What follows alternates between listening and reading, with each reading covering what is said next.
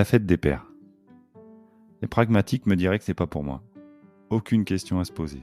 Je suis pas leur père, égal, ce n'est pas ma fête. Sauf que dans les faits, ce que j'ai ressenti n'était pas aussi tranché. Je suis pas leur père, ok. Je veux pas prendre sa place, ok. Pourquoi je ressentais un pincement quand je les entendais parler du cadeau qu'ils préparaient à l'école? Plus je les voyais y mettre du cœur, et plus ça me blessait. Jalousie? Sentiment d'imposture? Est-ce qu'ils faisaient exprès d'en parler devant moi pour que je me sente à l'écart? Non, pas question que ça tourne à la paranoïa. Ils étaient juste heureux de préparer quelque chose pour leur père. J'ai essayé de voir ça différemment. C'était quelque chose d'important pour eux, alors ils m'en parlaient. C'est donc qu'ils voulaient m'impliquer et partager ça avec moi. Dans leur tête d'enfant, c'était clair. Fête des pères égale cadeau pour papa. Pas de deuxième lecture possible.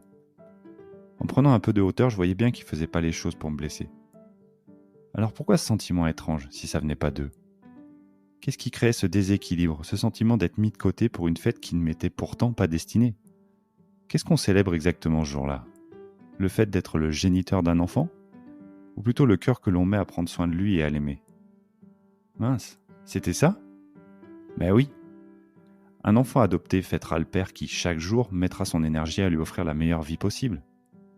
Si dans mon inconscient c'était ça la fête des pères, ce sentiment était normal. Je les aime comme mes propres enfants. Je prends soin d'eux la moitié du temps et je les ai dans le cœur, dans la tête pendant l'autre moitié. En fait, je me comporte comme un père. Finalement, c'était positif. Je ressentais ça parce que je les aime et que je triche pas. Eux répondaient à ce qu'on leur demandait, offrir un cadeau à leur père. Il n'y avait pas de malice ou de volonté de me faire souffrir. Ça allait bien mieux en ayant compris ça. Je m'attendais à rien, ce qui était le meilleur moyen de ne pas être déçu. Parfois, j'ai eu des cadeaux, car leur mère bienveillante était passée par là pour leur suggérer l'idée. C'était à la fois touchant et gênant, parce que je savais que la démarche n'était pas 100% spontanée. Je voulais pas qu'ils se sentent forcés. Bon, j'ai quand même pris le cadeau, les bisous et les câlins. J'ai toujours eu un petit présent personnalisé, une belle attention, un clin d'œil.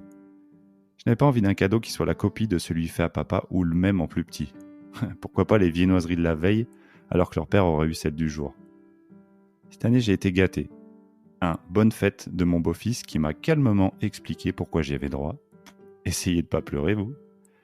Une jolie réponse de ma belle-fille à un sondage Insta, pour me faire comprendre que oui, je suis légitime.